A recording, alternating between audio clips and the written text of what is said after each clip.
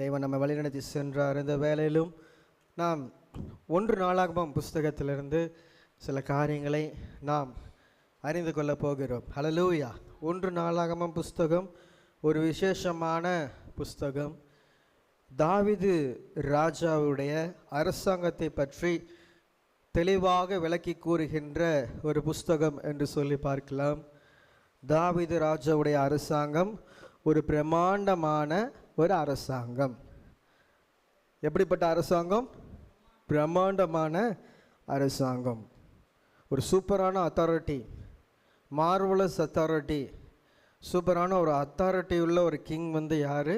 King David, தாவீது ராஜா. ஹல்லேலூயா. இந்த 1 நாளாகமம் புஸ்தகத்தில் 29 அதிகாரங்கள் உள்ளது. 22ஆம் அதிகாரத்திலிருந்து 26ஆம் அதிகாரம் வரை தேசத்தில் உள்ள ஆன்மீக ஒழுங்குகள், தேவனுடைய காரியங்களுக்கு அடுத்து செய்ய வேண்டிய ஒழுங்குகளை பற்றி 22ஆம் அதிகாரம் முதல் 26ஆம் அதிகாரம் வரை இதில் நம்ம பார்க்கலாம். இந்த சாப்டர்ஸில் நம்ம தேவனுடைய சமூகத்து பழக்க வழக்கங்களுக்கான ஒழுங்குகள் அதை குறித்து நம்ம பார்க்கலாம். அதே போல் தாவீது ராஜா அவருடைய கொயர் டீமில் எத்தனை பேர் இருக்கிறாங்க? தாவீது ராஜாவுடைய பாடற் குழுவில் மொத்தம் எத்தனை பேர் இருக்கிறாங்கன்னா 4000 பேர் இருந்தாங்களாம். எத்தனை பேர்? 4000 பேர். பாடற் குழுவில் இருந்தவங்க 4000 பேர். அப்புறம் வாசல் காக்கிறவருங்க 4000 பேர். இது மாதிரி நம்ம தொடர்ச்சி அதெல்லாம் நீங்கள் ரீட் பண்ணிங்கன்னா நீங்கள் பார்க்கலாம். இந்த சபை காரியங்கள், ஆன்மீக காரியங்கள், இது எல்லாத்தையும் நம்ம இந்த 22ஆம் அதிகாரத்திலேருந்து 26ஆம் அதிகாரம் வரை பார்க்கலாம். அதே 1 நாளாகமம் 27ஆம் அதிகாரத்தில் நம்ம பார்க்கும்போது இஸ்ரவேல் தேசத்தினுடைய இராணுவம் மற்றும் அரசு நிர்வாகம் இதை பற்றி நம்ம என்ன பண்ணோம் பார்க்கலாம். 27ஆம் அதிகாரத்தில் நீங்கள் பார்த்தீங்கன்னா எல்லா கவுன்சில்ஸ், லீடர்ஸ், மினிஸ்டர்ஸ் இவங்களை குறித்து நம்ம பார்க்கலாம். இந்த 27ஆம் அதிகாரத்தை முதல் 3 நம்ம ஒரு 3 பிரிவுகளாக பிரிக்கலாம். மொத்தம் 34 வசனங்கள் இருக்குது இந்த 27ஆம் அதிகாரத்தில். முதல் 15 வசனங்கள் நம்ம ஒரு பாகமாக நம்ம பார்க்கலாம். இதில் 12 மாதங்கள், 12 மாதங்களுக்கு 12 சேனாதிபதிகள், அப்புறம் இந்த 1 நாளாகமம் 27ஆம் அதிகாரத்தில் நாம் பார்க்குறோம். இந்த 12 மாதங்களுக்கும் ஒவ்வொரு வகுப்பில் இருக்கிறவங்க என்ன பண்ணுவாங்க? ராஜாவை சேவிப்பாங்க. இதில் ஒரு வகுப்பில் 24,000 பேர் என்ன பண்ணுவாங்க? இருக்கிறாங்க. மொத்தம் 12 வகுப்புகள். ஒரு வகுப்பில் எத்தனை பேர் இருக்கிறாங்க? ஒரு மாதத்துக்கு தொழுது கொள்கிறவங்க 24,000 பேர். மொத்தம் 2,88,000 பேர் என்ன பண்ணுறாங்க? டோட்டலாக அவருடைய படையில் இருக்கிறாங்க. ஹல்லேலூயா. 16ஆம் வசனத்திலிருந்து 24ஆம் வசனம் வரை பார்க்கும் போது இஸ்ரவேல் கோத்திர தலைவர்களை பற்றி நம்ம என்ன பண்ணுறோம் பார்க்குறோம். 25ஆம் வசனத்திலிருந்து 34ஆம் வசனம் வரை பார்க்கும் போது அரசவை அதிகாரிகள் அல்லது மந்திரிகள், இது மாதிரி அரசாங்க பதவியில் இருக்கவங்கள பற்றி நம்ம என்ன பண்ணுறோம் பார்க்குறோம். அப்போ எல்லாருக்கும் என்னென்ன பொறுப்பு கொடுக்கப்பட்டது தாவீதுடைய அரசாங்கத்தின் கீழே அப்படின்னு சொல்லிலாம் பார்க்கலாம். இந்த 1 நாளாகமம் 27ஆம் அதிகாரத்தில் நீங்கள் ரீட் பண்ணிங்கன்னா அப்போ தாவீது ராஜாவுடைய அரசாங்க பட்டியல். இப்போ நம்முடைய சீஃப் மினிஸ்டர் இருக்கிறாரு. சீஃப் மினிஸ்டர் கீழே எத்தனையோ துறைகள் இருக்குது, எத்தனையோ இலாக்காக்கள் இருக்குது, அமைச்சர்கள் இருக்கிறாங்க. ஒவ்வொரு துறையிலையும் ஒருத்தர் என்ன பண்ணுறாங்க? சிஎம் அவர் அப்பாயிண்ட் பண்ணியிருக்கிறார். அதே போல் தாவீது ராஜாவும் ஒவ்வொருவரையும் ஒவ்வொரு பணிக்கென்று என்ன பண்ணுறாரு? அவர் அப்பாயிண்ட் பண்ணியிருக்கிறாரு. பார்த்தீங்களா? ஒரு வேலையை செய்ய, தாவீது ராஜாவுக்கு கீழே வேலை செய்ய ஒரு பெரிய பட்டாளமே இருந்தது, ஒரு பெரிய குரூப்பே இருந்தாங்க. அப்போ அப்படிலாம் இருந்தால் தான் ஒரு அத்தாரிட்டியாக அவங்க என்ன பண்ண முடியும்? அரசாட்சி செய்ய முடியும், நாட்டை காப்பாற்ற முடியும். இப்போ சிஎம் மட்டும் இருந்தாருன்னா காப்பாற்ற முடியுமா? முடியாது. அப்போ சிஎம் கீழே இத்தனை அமைச்சர்கள் இருப்பாங்க, இத்தனை ஐஏஎஸ் இருப்பாங்க, இத்தனை கலெக்டர்ஸ் இருப்பாங்க, இத்தனை ஐஜிஸ், டிஎஸ்பி எல்லாம் இருந்தால் தான் என்ன பண்ண முடியும்? இந்த அரசாங்கத்தை நடத்த முடியும். அதே போல் தாவீது ராஜாவோட அரசாங்கத்திற்கு கீழே இத்தனை பொறுப்பான அதிகாரிகள், துறைகள் இதெல்லாம் இருந்தது என்று சொல்லி இந்த 1 நாளாகமம் புஸ்தகத்தில் நம்ம வாசிக்கலாம். ஹல்லேலூயா, ஹல்லேலூயா, ஆமென். இதிலேருந்து நம்ம என்ன கற்றுக்கொள்ள போகிறோம்? இதெல்லாம் அன்றைக்கி ராஜா அவங்களுடைய காலத்தில் நடந்தது. அந்த காலத்தில் இப்படிலாம் துறையெல்லாம் பிரித்து தந்திருந்தாங்க. இதுலேருந்து என்ன நம்ம கற்றுக்கொள்ள போகிறோம் அப்படின்னா, எப்படி தாவீது ராஜாவுக்கு கீழே இத்தனை துறைகள், இத்தனை இலாக்காக்கள், இத்தனை அமைச்சர்கள், மந்திரிகள் இருந்தார்களோ, அதே போல் நம்முடைய ராஜாதி ராஜாவான இயேசு கிறிஸ்து அவரும் நம்ம ஒவ்வொருவருக்கும் ஒவ்வொரு வேலையை அவர் தந்திருக்கிறார். ஹல்லேலூயா, ஹல்லேலூயா, ஆமேன். அவர் எத்தனை ஒரு பொறுப்புக்கு இது நீ செய், இது நீ பண்ணு அப்படின்னு சொல்லிட்டு தந்தாரோ, அதே போல் இன்றைக்கி ஏசப்பாவும் நம்ம அனைவருக்கு என்ன பண்ணுறாரு, ஒவ்வொரு பொறுப்புகளை அவர் தந்திருக்கிறார். ஹல்லேலூயா, ஹல்லேலூயா, ஆமேன். நான் பார்க்கும்போது முதலாவது எதை பார்த்து தராரு அந்த ஒர்க்கை, அவனுடைய தகுதிக்கு ஏற்க என்ன பண்ணுறாரு, வேலையை தருகிறார். எபிலிட்டி ஏற்ப. ஹல்லேலூயா. படிக்காத ஒரு அமைச்சரை போய் கல்வி அமைச்சராக போட முடியுமா? நல்லா படித்தவங்கள என்ன பண்ணுவாங்க, கல்வி அமைச்சராக போடுவாங்க. அதே மாதிரி அந்த ஃபைனான்ஸ் மினிஸ்டர்னா மேக்ஸு தெரியாதவங்களை போய் ஃபைனான்ஸ் மினிஸ்டராக போட முடியுமா? முடியாது. அப்போ கணக்கு வழக்கு திட்டங்கள்லாம் நல்லா தெரிஞ்சவங்களால் மட்டும்தான் ஃபைனான்ஸ் மினிஸ்டராக போட முடியும். அதே மாதிரி ஏசப்பாவும் நம்ம அனைவருக்கும் ஒவ்வொரு ரெஸ்பான்சிபிலிட்டி ஒர்க்ஸ் தந்திருக்காரு. நம்மளுடைய தகுதிக்கு ஏற்ப, நம்முடைய திறமைக்கு ஏற்ப, நம்முடைய தாளந்துக்கு ஏற்ப ஒர்க் அவர் தந்திருக்கிறார். ஹல்லேலூயா. அடுத்தது, எல்லாருடைய பேரையும் ராஜா அறிந்திருக்கிறார். நீங்கள் ரீட் பண்ணிங்கன்னா நல்லா தெரியும். இந்த 4ஆம் புஸ்தகத்தில் ஒவ்வொருவருக்கும் ஒரு பெயர் இருக்குது. இந்த அமைச்சர் இப்படிலாம் சொல்லலை, எல்லாருக்கும் இந்த துறை இவங்க பார்த்துக்குவாங்க, இந்த டிபார்ட்மெண்ட் இவங்க பார்த்துக்குவாங்க அப்படின்னு நேம் இருக்குது. அப்போ ஏசப்பாவும் ஒவ்வொருவரையும் பெயர் சொல்லி என்ன பண்ணியிருக்கிறாரு, அழைத்திருக்கிறார் அவருடைய அரசாட்சி, அவருடைய ராஜ்யத்தில். ஹல்லேலூயா, ஹல்லேலூயா. நம்ம 4ஆம் புஸ்தகம், என்னாகம புஸ்தகம், யோசுவா புஸ்தகத்தெல்லாம் பார்த்தீங்கன்னா பல பெயர்கள் என்ன பண்ணியிருக்கோம், நோட்டபலாக இருக்கும். இந்த நேமெல்லாம் நம்ம பார்க்கும்போது என்ன தெரிஞ்சுக்கிறோன்னா, ஏசப்பா நம்முடைய நேமை என்ன பண்ணுறாரு, பெயர் சொல்லி அழைத்திருக்கிறார். ஹல்லேலூயா. ஏசாயா 43:1 பார்க்கிறோம்ல, உன்னை பெயர் சொல்லி அழைத்து நீ என்னுடைய வன் என்று அவர் கூறுகிறார். ஹல்லேலூயா, ஆமேன். அதே போல் 3 விதமான இந்த காரியங்கள்லாம் அவர் என்ன பண்ணுறாரு, தரார். ஒவ்வொருவருக்கும் ஏற்ற வேலை, ஒவ்வொருவருடைய பெயரை அறிந்த தகப்பன், அப்புறம் ஒவ்வொருவருக்கும் ஒரு விதமான வேலைகள். Each one each work. பார்த்தீங்களா, ஒருத்தருக்கும் 20 விதமான வேலைகள். அப்போ நம்ம என்ன பண்ணோம், என்ன பண்ணணும், ஏசப்பா நம்மளுக்கு இப்படிப்பட்ட காரியங்களை அவர் தருகிறார். 1 கொரிந்தியர் 12ஆம் அதிகாரம் 7வது வசனத்தை நம்ம வாசிக்கலாம். 1 கொரிந்தியர் 12, அவனுடைய அனுகிரகம் அவனுடைய பிரயோஜனத்திற்கென்று அளிக்கப்பட்டிருக்கிறது. ஹல்லேலூயா. அப்போ ஆவியினுடைய அனுகிரகம் ஈச் ஒன் எல்லாருக்கும் பிரயோஜனப்படபடியாக, எல்லாருக்கும் என்ன பண்ணது, இண்டிவிஜுவலாக ஆவியினுடைய அனுகிரகம் என்ன பண்ணது, அருளப்பட்டிருக்கிறது. ஹல்லேலூயா, ஹல்லேலூயா. எப்படி தாவீதுடைய அரசாங்கத்திற்கு கீழே ஒவ்வொருடைய எபிலிட்டிக்கு ஏற்ப காரியங்களை தாவீது பிரித்து தந்தாரோ, அதே போல் இன்னைக்கு தேவனுடைய அரசாங்கத்தில் கீழே இருக்கிற நமக்கு ஆவியானவர் ஒவ்வொருவருக்கும் ஒவ்வொரு விதமான அழைப்புகளை தந்து, திட்டங்களை தந்து, தரிசனங்களை தந்து நம்ம நடத்துகிறார். ஹல்லேலூயா, ஹல்லேலூயா, ஆமேன். இந்த 1 நாளாகமம் 27ஆம் அதிகாரத்தில் நீங்கள் ரீட் பண்ணிங்கன்னா எத்தனையோ துறைகள் இருக்குது. நம்ம எல்லா துறைகளும் இன்றைக்கி நம்ம என்ன பண்ண போகிறதில்ல, ரீட் பண்ண போகிறதில்ல. என்னென்ன டிபார்ட்மெண்ட்ஸ் இருக்குன்னு இன்றைக்கி ஒரே ஒரு டிபார்ட்மெண்ட்டை பற்றி தான் உங்களுக்கு என்ன பண்ண போகிறேன், நான் டீச் பண்ணலான் இருக்கிறேன். 1 நாளாகமம் 27ஆம் அதிகாரம் 28வது வசனத்தை வாசிக்கலாம். பள்ளத்தாக்குகள் உள்ள ஒலிவ மரங்கள் மேலும், முசுக்கொட்டை விருட்சங்கள் மேலும்,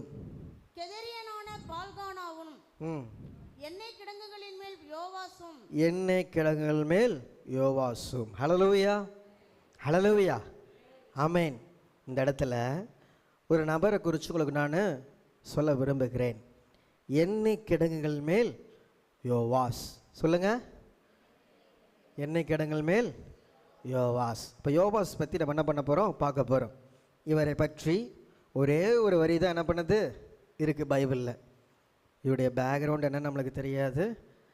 இவர் எப்படிப்பட்டவர், என்ன பண்ணார், எந்த டீட்டெயிலும் பைபிளில் இல்லை. எண்ணெய் கிடங்குகள் மேல் யோவாஸ். ஹல்லேலூயா. ஒரே ஒரு வரி, ஒரே ஒரு நபர். இந்த ஒரே ஒரு வரியில் ஒரே ஒரு நபர் இவரை பற்றி, இவருடைய வாழ்க்கை, இவருக்கு அருளப்பட்ட பணிகள், இதை எப்படி செய்தார், இவரின் வாழ்க்கையின் மூலமாக என்ன சத்தியங்களை நாம் அறிந்து கொள்ள போகிறோம் என்று சொல்லி நாம் பார்க்க போகிறோம். ஹல்லேலூயா, ஹல்லேலூயா, ஆமென். பிரியமான சகோதர சகோதரிகளே, இந்த யோவாஸ் ஒரு அரசாங்க துறையில் ஒரு அதிகாரியாக அவர் பணிபுரிந்தார். எந்த டிபார்ட்மெண்ட்டில்?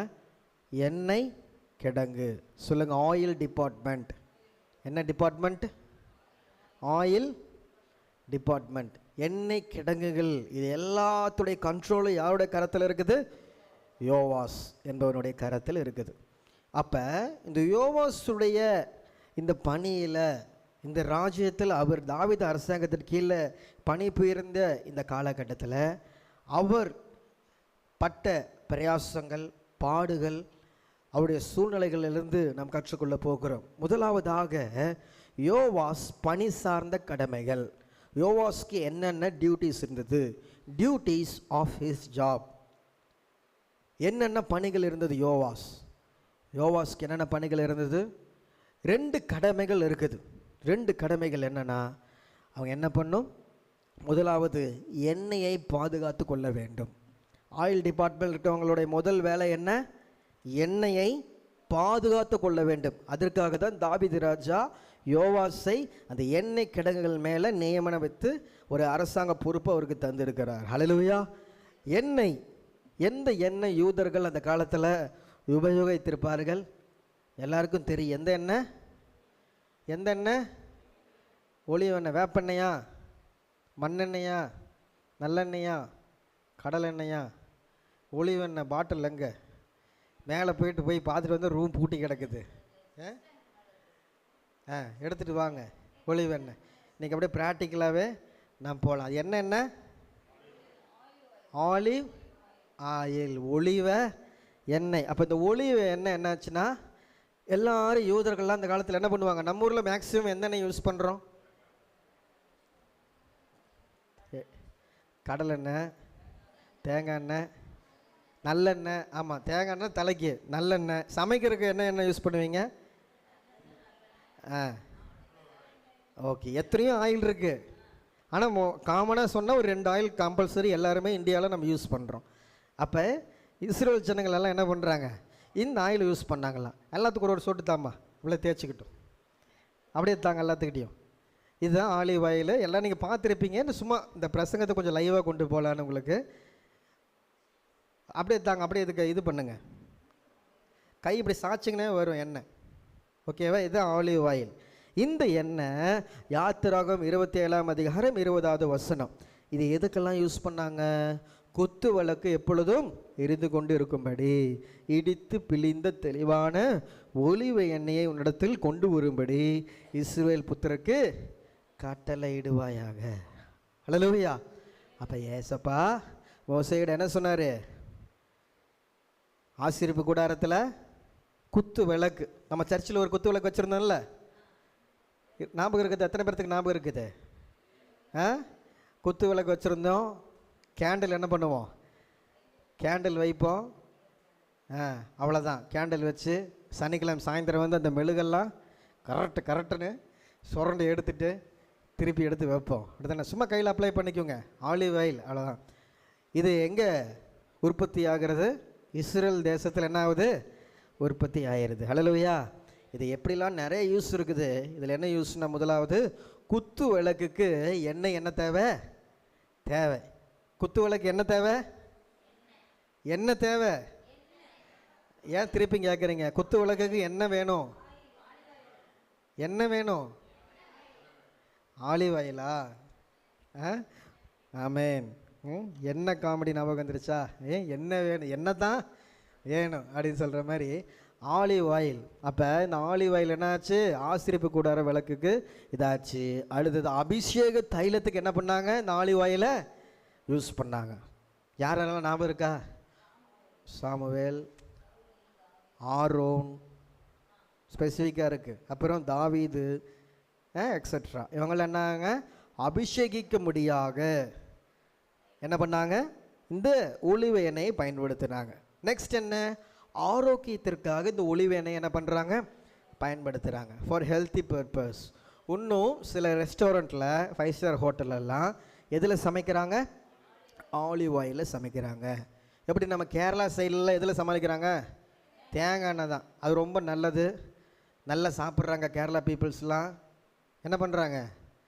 தேங்காய் எண்ணெயை தான் காய்கறினாலும் சிக்கன் மட்டன் பீஃப் எதுனாலும் அதில் தான் சமைக்கிறாங்க, தலைக்கும் வச்சுக்கிறாங்க. அதனால தான் பளபளன்னு இருக்கிறாங்க. கேரளாக்காரங்க தனியாக தெரியும். அப்போ அது ஒரு எண்ணெய்க்கும் ஸ்பெஷல். அதே மாதிரி இன்னும் சில இடத்துல என்ன பண்ணுறாங்க, இந்த ஒலிவ எண்ணெய் என்ன பண்ணுறாங்க, சமையல் எண்ணெயை பயன்படுத்துகிறாங்க. மெயினாக யூதர்கள் இஸ்ரேல் தேசம் முழுவதும் சமையல் எண்ணெய் என்ன? Olive oil. அடுத்தது ஆரோக்கியத்திற்காக என்ன பண்ணுறாங்க, ஃபார் மெடிசினல் பர்பஸ்க்கு என்ன பண்ணுறாங்க, யூஸ் பண்ணுறாங்க. மெயினாக வயிறு சம்மந்தப்பட்ட பிரச்சனை, வயிற்றில் ஏற்படுகிற பிரச்சனைகளுக்கு இந்த ஒலிவை என்ன பண்ணுறாங்க, தராங்க. ஹல்லேலூயா, ஆமென். அழகுக்கும் அழகு சார்ந்த பொருளுக்கும் இந்த ஒலிவ எண்ணெயை பயன்படுத்துகிறாங்க. லூக்கா 10:34 கூட பார்க்குறோமில்ல, சமாரியன் என்ன பண்ணுறான், அந்த அடிபட்டிருந்தவனுக்கு திராட்சரசமும் எண்ணெய் என்ன பண்ணான், வார்த்து அவன் காயங்களை கட்டுகிறான் என்று சொல்லி பார்க்குறோம். அவனுக்கு ஃபஸ்ட் எய்ட் பண்ணுறான். அப்போ எந்த எண்ணெய் யூஸ் பண்ணுறாங்க அந்த இடத்துல? ஒலிவ எண்ணெயை பயன்படுத்துகிறாங்க. ஹல்லேலூயா. அடுத்தது வியாபார சந்தையில் ஃபார் எக்ஸ்போர்ட், ஒரு நாட்டிலேருந்து இன்னொரு நாட்டுக்கு எக்ஸ்போர்ட் பண்ணுறதுக்கு என்ன பண்ணுறாங்க, ஒலிவ எண்ணெய் என்ன பண்ணுறாங்க, பயன்படுத்துகிறாங்க. ஹல்லேலூயா. நம்ம ஊரில் எது அதிகமாக விளையுது? ஃபார் எக்ஸாம்பிள் வச்சுக்கோங்க, நம்ம நாமக்கல் டிஸ்ட்ரிக்டில் எது அதிகமாக விளையுது? என்ன விளையுது? டெய்லி சாப்பிட்றீங்களா ஆம்லேட்டு? என்னது? முட்டை விளையுது நாமக்கல் டிஸ்ட்ரிக்டில். முட்டை என்ன பண்ணுறான், ஹைவேஸில் நீங்கள் போனீங்கன்னா நைட் டைமு கோயம்புத்தூர் சென்னை ஹைவேஸில் போனீங்கன்னா நாமக்கல் ராசிபுரம் பிடிச்சி என்ன பண்ணுறான், முட்டை லாரியாக போகும். என்னது? எல்லாத்துக்கும் நம்ம நாமக்கல் டிஸ்ட்ரிக்டில் வர கோழி முட்டை போடுற முட்டை தான் ஆம்லேட்டாக போகுது. அதே போல் நம்ம திருச்செங்கோட்டில் என்ன ஃபேமஸ்ஸு? ரிக்கு ஃபேமஸ்ஸு. ஆஃப்ரிக்கா வரைக்கும், கென்யா வரைக்கும் பிஆர்டி என்ன பண்ணுறாரு, அவர் எக்ஸ்போர்ட் பண்ணுறாரு. ரிக்கெல்லாம் போகுது, ஏரோப்ளைனில் ஷிப்பில் போகுது. போயிட்டு பல நாடுகளில் நம்ம திருச்செங்கோடு ரிக்கு தான் என்ன பண்ணுதான், உதவி செய்யுது. ஹல்லேலூயா. எத்தனையோ இடங்களில் தண்ணீர்லாம் தரதுக்கு போதுமா? போதும். காலையிலே தேய்ச்சிக்கிட்டேன் நான், காலையிலே தேய்ச்சிக்கிட்டு வலுன்னு வளர்த்து கீபோர்டு கொஞ்சம் இப்படி போச்சு, அப்புறம் நல்லா தொடச்சாச்சு. இப்போ இந்த எக்ஸ்போர்ட்டுக்கு என்ன பண்ணாங்களாம், இந்த ஒலிவ எண்ணெயை பண்ணாங்களாம். 1 ராஜாக்கள் 5:11 பார்க்குறோம். என்ன எக்ஸ்போர்ட் பண்ணாங்க? 1 ராஜாக்கள் 5:11.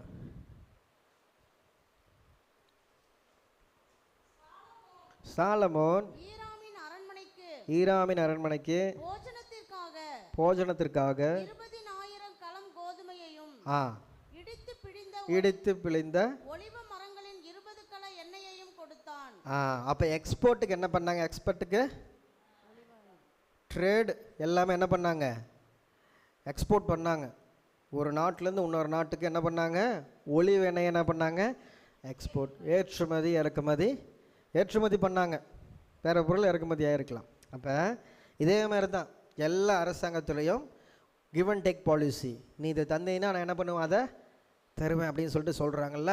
அப்போ நம்ம என்ன பண்ணுறோம், அரபு நாடுகளில் இங்கே கிடைக்கிற பொருட்களை நம்ம தரோம், அங்கே அவங்க விளையிற பெட்ரோலியத்தை என்ன பண்ணுறாங்க, நமக்கு தராங்க. அப்படி தானேங்க? ஆமேன். அப்போ சில பொருட்கள்லாம் நம்ம ஊரில் அவங்க ஊரில் விளையாது.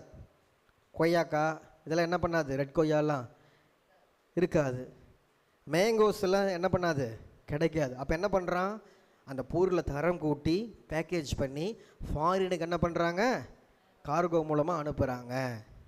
இப்போ பிஸ்னஸ் பண்ணி அனுப்புகிறாங்க. இதே மாதிரி தான் அந்த காலத்துலேயும் என்ன பண்ணாங்க, இந்த பொருட்களை பண்டமாற்றம் பண்ணுறது, பொருட்களை ஏற்றுமதி பண்ணுறதெல்லாம் செய்தாங்க.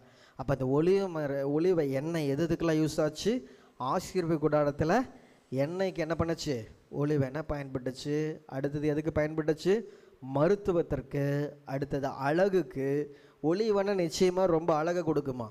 டெய்லி நைட்டு தூங்கும் போது ஒலிவ எண்ணெய் என்ன பண்ணலாமா, ஃபேஸுக்கு அப்ளை பண்ணிட்டு வந்தால் ஃபேஸில் இருக்கிற எல்லா ரிங்கிள்ஸ் ஃபஸ்ட்டு என்ன பண்ணதான் போதான். தோல் சுருக்கங்களை குணமாக்குற ஒரே ஒரு எண்ணெய் என்ன, ஒலிவ எண்ணெய்.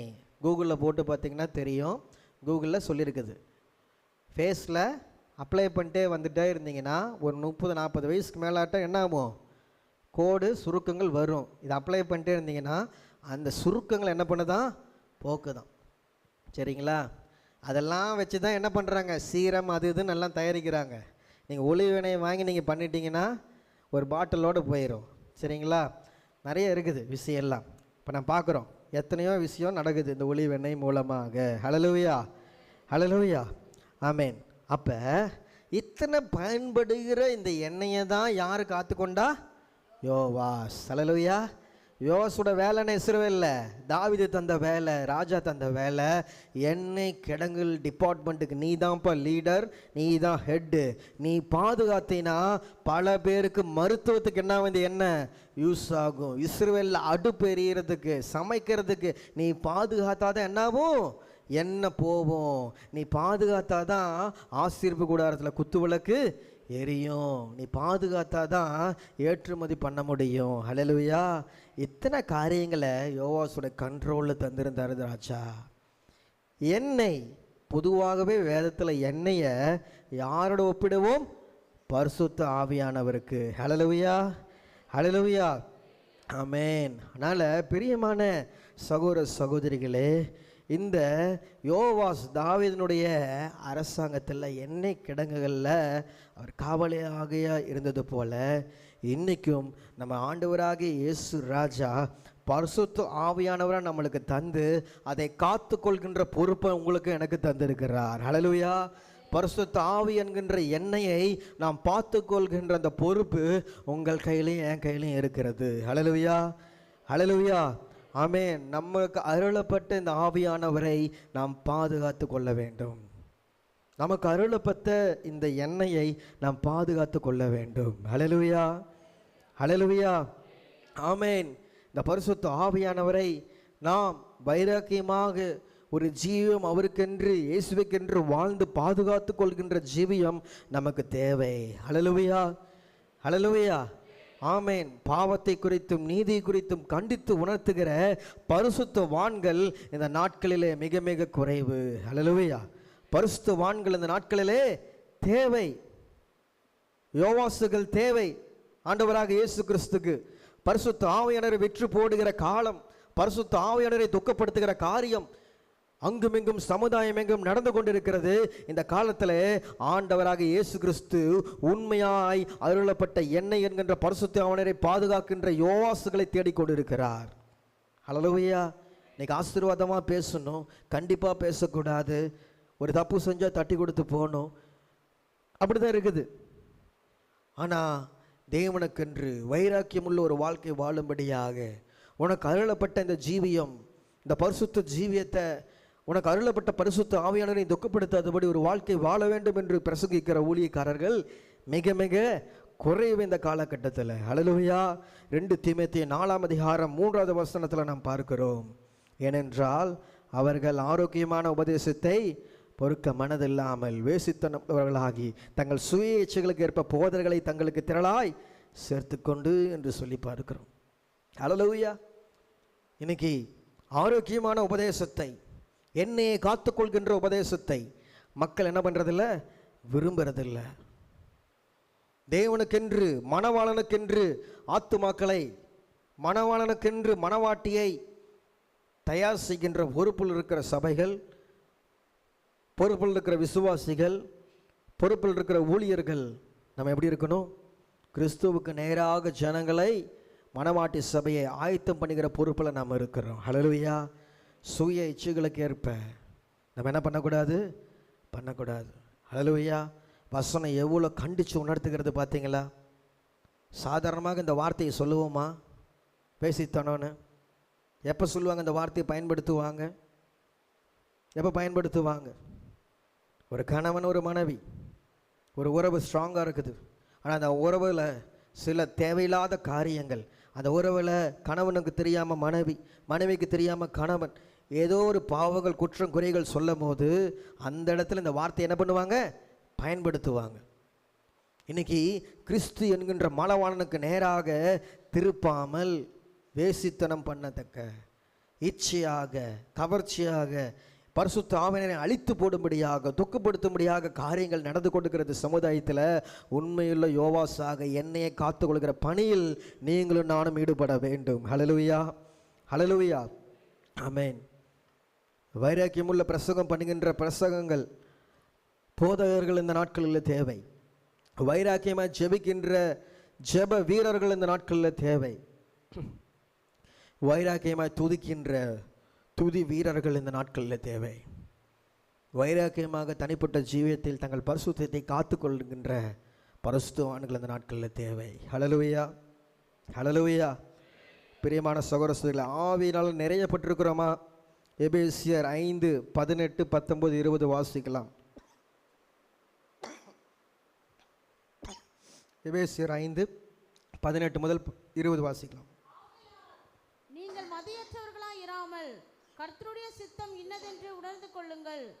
துன்மார்க்கத்திற்கு ஏதுவான மதுபான வெறி கொள்ளாமல் ஆவியினால் நிறைந்து சங்கீதங்களினாலும் கீர்த்தனைகளினாலும் ஞான பாட்டுகளினாலும் ஒருவருக்கொருவர் புத்தி சொல்லிக்கொண்டு உங்கள் இருதயத்தில் கர்த்தரை பாடி கீர்த்தனம் பண்ணி நம்முடைய கர்த்தராகிய இயேசு கிறிஸ்துவின் நாமத்தினாலே எப்பொழுதும் எல்லாவற்றிற்காகவும் பிதாவாகிய தேவனை ஸ்தோத்தரித்து. ஹல்லேலூயா, ஹல்லேலூயா. இந்த வசனத்தில் ஹைலைட்டாக பார்த்தீங்க, மதுமான வெறி கொள்ளாமல் எதனால் நிறைந்து? பரிசுத்த ஆவியினால் நிறைந்து. ஹல்லேலூயா. பரிசுத்த ஆவியினால் நிறைந்து சங்கீதங்களாலும் கீர்த்தனாலும் ஞான பாட்டுகளாலும் ஒருவருக்கொருவர் புத்தி சொல்லிக்கொண்டு. ஹல்லேலூயா. இன்னைக்கு இப்படிப்பட்ட அனுபவம் நம்முடைய வாழ்க்கையில் காணப்படுகிறதா? பரிசுத்த ஆவியினால் நிரப்பப்படுகிற அனுபவம் நம்ம வாழ்க்கையில் காணப்படுகிறதா? என்னையை நாம் காத்துக்கொள்ளுகிறோமா? ஹல்லேலூயா. அன்று தாவீது ராஜாவுக்கு ஒரு யோவாஸ் இருந்தான். இன்னும் இயேசு ராஜாவுக்கு உண்மையாய் உழைக்க என்னையை பாதுகாத்துக் கொள்கிற யோவாஸ் இருக்கிறாங்களா? நீங்கள் இருக்கீங்களா? சிந்திச்சு பார்க்க வேண்டும். சாட்சிகளாக இருக்கிறோமா? அனைவருக்கும் தெரிந்த வசனம் அப்போஸ்தலர் 1:8 நாம் பார்க்கிறோம். பரிசுத்த ஆவியை வரும்போது நம் பலனடைந்து பூமி எங்கும் சாட்சிகளாக இருப்போம் என்று சொல்லி வசனம் சொல்லுகிறது. அந்த சாட்சி நம்முடைய வாழ்க்கையில் காணப்படுகிறதா என்று சொல்லி நாம் பார்க்க வேண்டும். ஹல்லேலூயா, ஆமென். என்னையை பாதுகாக்க வேண்டும். பிரியமுள்ள சகோதர சகோதரிகளே, அன்று யோவாஸ் தீயோரால், பகைவரால், எதிரிகளால் இது எண்ணெய் கிடங்கு என்ன பண்ணக்கூடாது? பாழாகி விடக்கூடாது. இஸ்ரேல் தேசத்தோட ரிசோர்ஸஸ் அதில் ஒன்று என்ன? எண்ணெய். அந்த எண்ணெயை எதிரிகள் தாக்குனாங்கன்னா என்ன ஆயிரும்? அவங்களுடைய பொருளாதாரம் என்ன ஆயிரும்? சரிஞ்சிரும். ஆசிரியப்பு கூடத்துக்கு எண்ணெய் கிடைக்காம போயிடும். அந்த இடத்துல மக்களுக்கு சமையல் எண்ணெய் இல்லாமல் போயிடும். அப்போ எவ்வளோ கவனமாக அவன் பாதுகாத்திருப்பான். இன்றைக்கி நமக்கு அருளப்பட்ட இந்த பரிசுத்த ஆவியானவரை நாம் பாதுகாக்கிறோமா? நம்ம பாதுகாக்கலைன்னா என்ன ஆயிரும்? சத்துருக்கள் கொள்ளையிட்டு செல்வார்கள். இன்றைக்கி நம்முடைய வாழ்க்கையில் என்னென்னலாம் சத்துருக்களாக காணப்படுகிறது? பரிசுத்த ஆவியானவரை காத்துக்கொள்ளாதபடி என்னென்ன காரியங்கள் தடையாக நம்மளுக்கு முன்பாக வந்து நிற்கிறது? நிர்விசாரம் என்கின்ற சத்துரு. நிர்விசாரம். எனக்கு என்ன, அவர்கள் செய்கிறார்களே, இவர்கள் செய்கிறார்களே, அவங்க பார்த்துக்கொள்வாங்க, இவங்க பார்த்துக்கொள்வாங்க, நான் நல்லா இருக்கேன்னா என் குடும்பம் நல்லா இருக்கா என்று சொல்லி சுயநலமாக வாழ்வது. சோம்பேறித்தனம் என்கின்ற சத்துரு. காலையில் எதுக்கு எழுணும், எதுக்கு ஜெபம் பண்ணணும், எதுக்கு வேதத்தை வாசிக்க சொல்கிறாங்க, எதுக்கு உபாச கொடிக்கு வர சொல்கிறாங்க, எதுக்கு ஜெப கூடுகளில் கலந்து கொள்ள சொல்லுகிறாங்க, எதற்கு அன்னை பாசையில் நினைத்து ஜெபிக்க சொல்லுகிறாங்க. சோம்பேறித்தனம். இதெல்லாம் இருந்துச்சுன்னா உங்கள் கூட இருக்கிற அந்த ஆவியானவர் வறண்டு போயிடுவார். என்னை வறண்டு போய்விடும் என்று சொல்லி பார்க்கணும். அக்கறை இன்மை. இதெல்லாம் என்னாச்சு? ஒரு சத்துரு. பிரபலமாக வேண்டும் என்கின்ற மோகம், இச்சைகள், லௌகிக இச்சைகள், இது எல்லாமே ஆவிக்குரிய வாழ்க்கையில் பரிசுத்த ஆவியானவரை காத்துக்கொள்ளாதபடி நம்ம இடத்துலிருந்து இதை பிடித்து எடுத்துக்கொள்ளும்படியாக சத்துரு என்ன பண்ணுறான்? சில காரியங்களை கொண்டாடுறான். இதுக்கெல்லாம் இடம் கொடுத்துட்டோன்னா, நீங்கள் அவேராக இல்லைன்னா இந்த சத்துருலாம் என்ன பண்ணிடுவான்? எடுத்துகிட்டு போயிடுவான். அன்றைக்கி யோவாஸ் கண் விழித்திருந்து அவனுடைய பொறுப்பு எப்படிப்பட்ட பொறுப்பாக இருக்கலாம்? நீங்கள் சிந்திச்சு பாருங்கள். அவனை பற்றி பெருசாக எதுவுமே சொல்ல வேதத்தில். ஒரே ஒரு மனிதன் தான், ஒரே ஒரு வரி. ஆனால் அந்த பொறுப்பை நீங்கள் திங்க் பண்ணி பாருங்கள். எல்லோரும் வேலை செய்கிறோம். உங்கள் டிபார்ட்மெண்ட்டில் நீங்கள் எப்படி இருப்பீங்கன்னு உங்களுக்கு எல்லாம் தெரியும். உங்கள் டிபார்ட்மெண்ட்டில் இருக்க ரிஸ்க் உங்களுக்கு தெரியும். அதே மாதிரி தான் அந்த ஆயில் டிபார்ட்மெண்ட்டில் அவன் கவனக்குறைவாக இருந்தால் பல பேருக்கு லாஸ். இன்றைக்கி நீங்கள் கவனக்குறைவாக இருந்தால் உங்கள் குடும்பத்துக்கு லாஸ், உங்கள் சபைக்கு லாஸ், உங்கள் ஊழியத்துக்கு லாஸ், பிறருக்கு லாஸ். பரிசுத்த ஆவியை நீங்கள் காத்து கொண்டீங்கன்னா உங்கள் பரிசுத்த ஜீவியத்தின் மூலமாக உங்கள் குடும்பங்கள் ஆசீர்வதிக்கப்படும், சபை வளரும். உங்கள் எண்ணெய் பாதுகாக்கப்படும் போது உங்கள் உற்றவர்கள் ரட்சிக்கப்படுவார்கள். உங்கள் எண்ணெய் பாதுகாக்கப்படும் போது பரிசுத்த ஆவியை நீங்கள் காத்துக்கொள்ளும் போது உங்களுடைய ஜீவியம் சமுதாயத்தில் சாட்சியின் ஜீவியமாக காணப்படும். பிரியமான சகோதர சகோதரிகளை, எண்ணெயை நாம் காத்துக்கொள்ள வேண்டும். நமக்கு எதிரியாக இருக்கிற இந்த நிர்விசாரம், அசுத்தம், லௌகிக இச்சைகள், உலக மோகம், சோம்பேறித்தனம், இது எல்லாமே எதிர்த்து சண்டை போடுறவன் தான் யோவாஸாக இருக்க முடியும். ஹல்லேலூயா. அப்படிப்பட்ட யோவாஸை தான் ஆண்டவர் தேடிக்கொண்டு இருக்கிறார். ஹல்லேலூயா, ஹல்லேலூயா. இந்த காலத்தில் விழித்திருக்கணும்.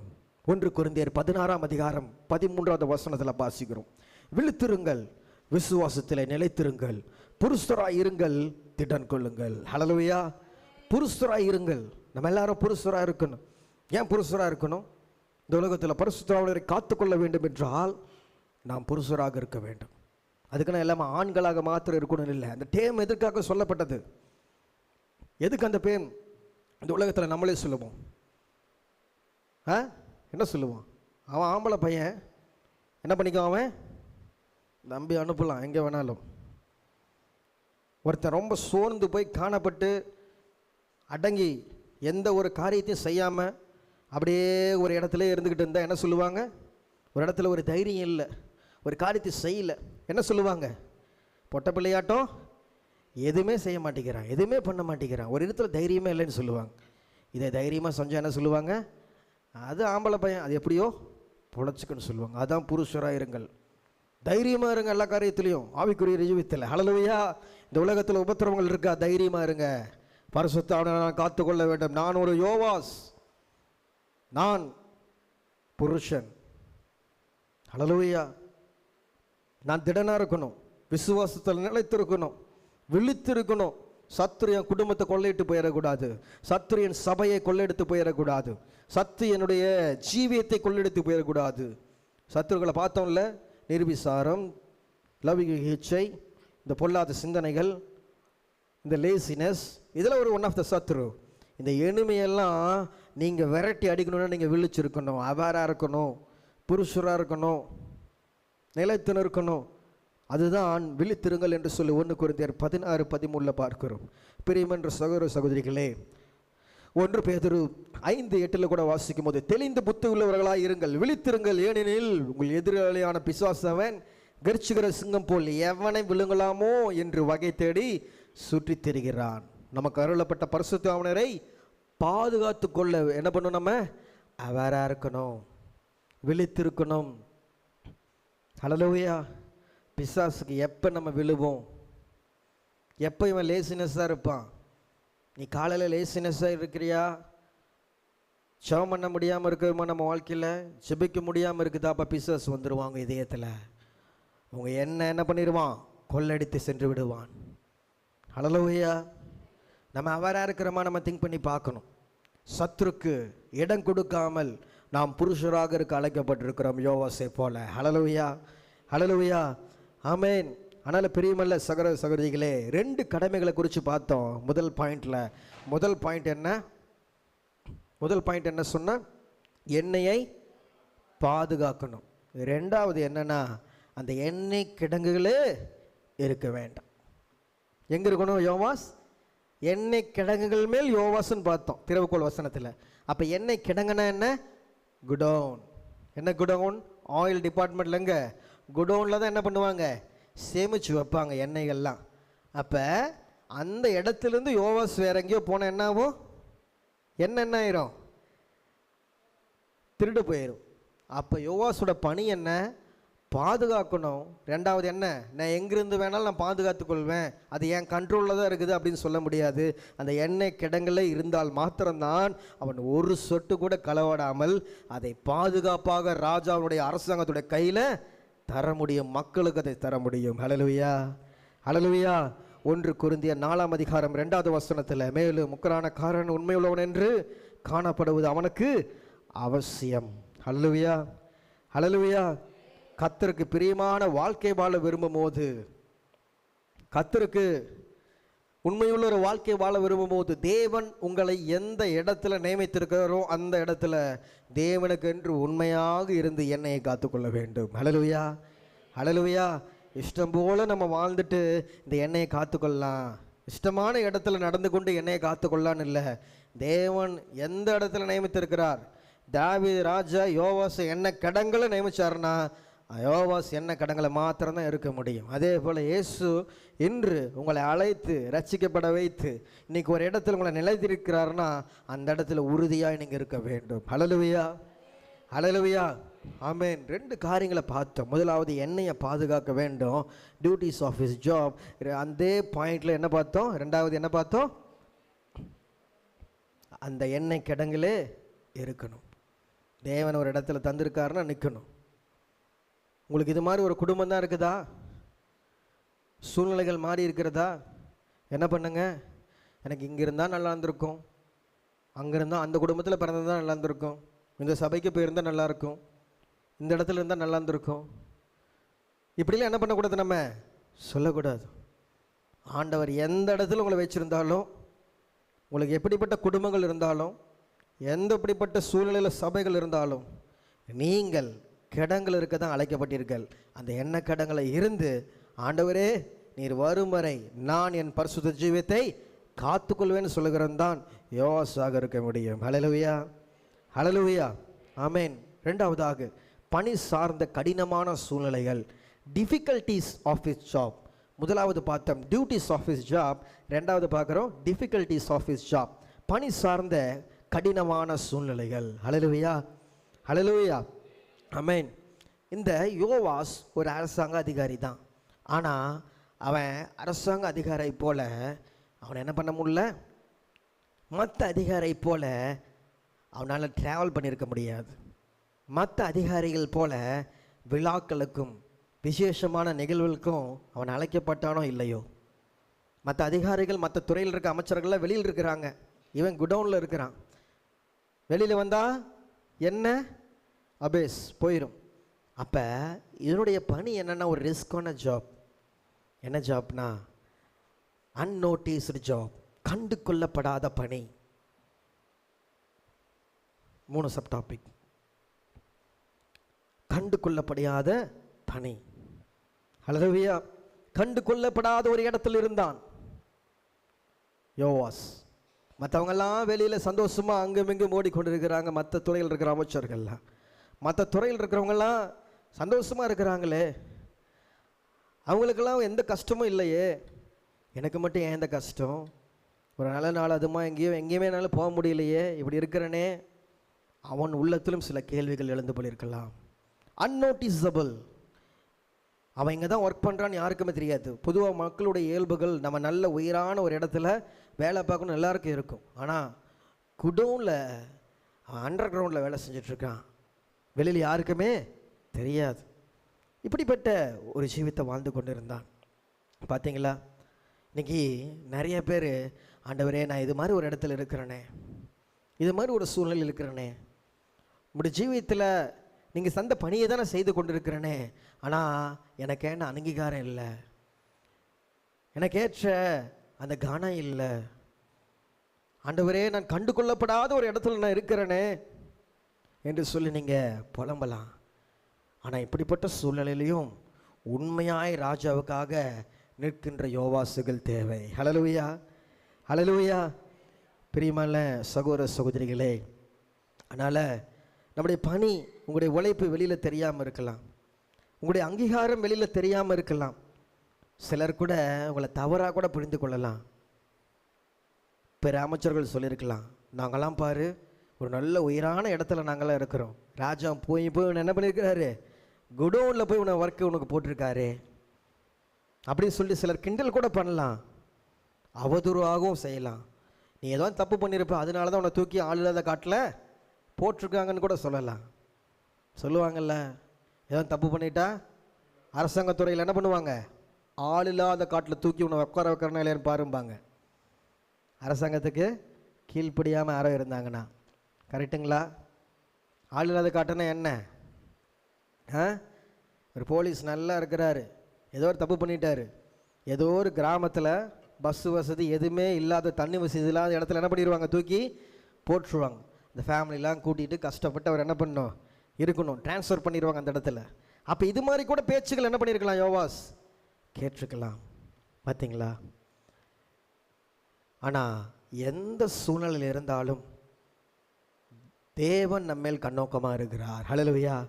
நீதிமொழிகள் 15:3 கர்த்தர் கண்கள் எவ்விடத்திலும் நல்லோரையும் தீயோரையும் நோக்கி பார்க்கிறது. ஹல்லேலூயா. ஹல்லேலூயா. மனிதர்கள்கிட்ட ஒருவேளை நமக்கு அங்கீகாரம் இல்லாமல் இருக்கலாம், ஆனால் உங்களையும் என்னையும் படைத்த சிருஷ்டி கர்த்தர் நம்மை நோக்கி பார்த்து கொண்டிருக்கிறார். ஹல்லேலூயா. ஹல்லேலூயா. நம்ம செய்யும் பணி, நம்ம இருக்கிற வேண்டிய இடத்துல, அது எவ்வளோ கடினமான சூழ்நிலையாக இருந்தாலும் உத்தமமாக ராஜாவுக்கென்று செய்ய வேண்டும். ஹல்லேலூயா. மனிதர்களுடைய புகழ்ச்சிக்காக செய்யக்கூடாது, பார்வைக்காக செய்யக்கூடாது. கொலோசியர் 3:22 நாம் பார்க்கிறோம். கொலோசியர் 3:22.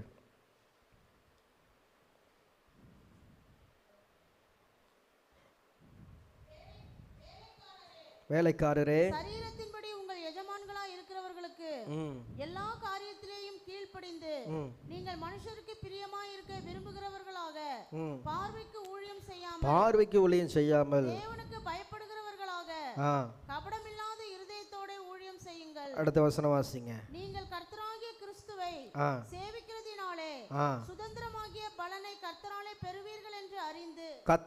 பெறுவீர்கள் என்று அறிந்து எதை செய்தாலும் அதை மனுஷருக்கென்று செய்யாமல்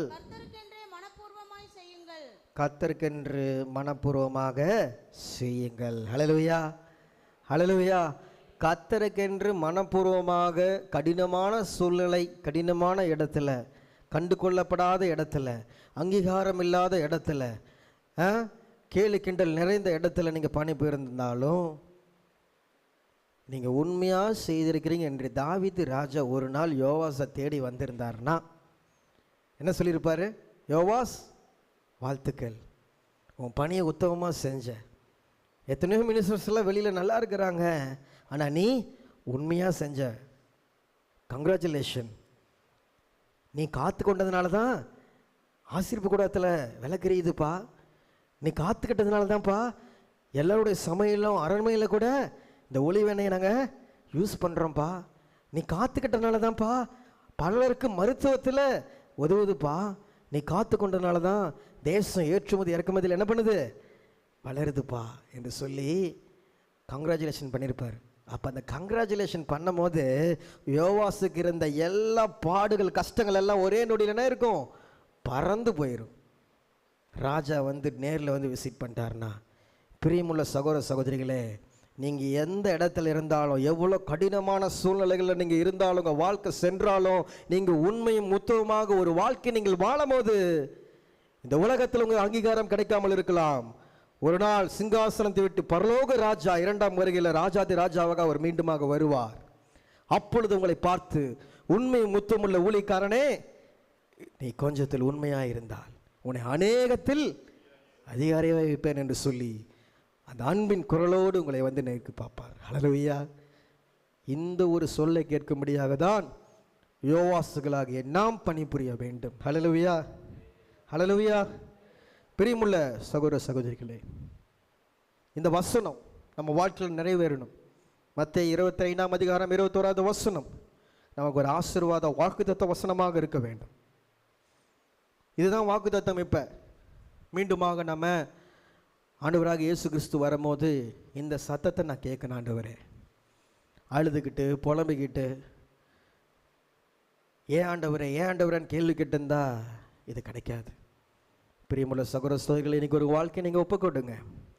ஆண்டவரே, என் வாழ்க்கை இப்படிப்பட்ட சூழ்நிலை இருக்கும்போது நான் அழுது புலம்புறேன்னா, ஏன் எங்களுக்கு இந்த கஷ்டம், ஏன் இந்த குடும்பத்தில் இந்த கஷ்டம், அந்த குடும்பம்லாம் நல்லா இருக்குது, இவங்களாம் நல்லா இருக்காங்களே, என் ஊழியத்தில் ஏன் இந்த கஷ்டம், ஏன் இந்த பாடுகள், அவங்களாம் நல்லா ஊழியம் செய்கிறாங்களே, இவங்களுக்கு எத்தனை திறந்த வாசல் இருக்குது, இவங்களுக்கு எத்தனை ரிசோர்ஸஸ் இருக்குது, இவங்களுக்கு எத்தனை காரியங்கள் இருக்குது, எவ்வளோ நல்லா பண்ணுறாங்க. பார்த்து சோர்ந்து போகாதீங்க.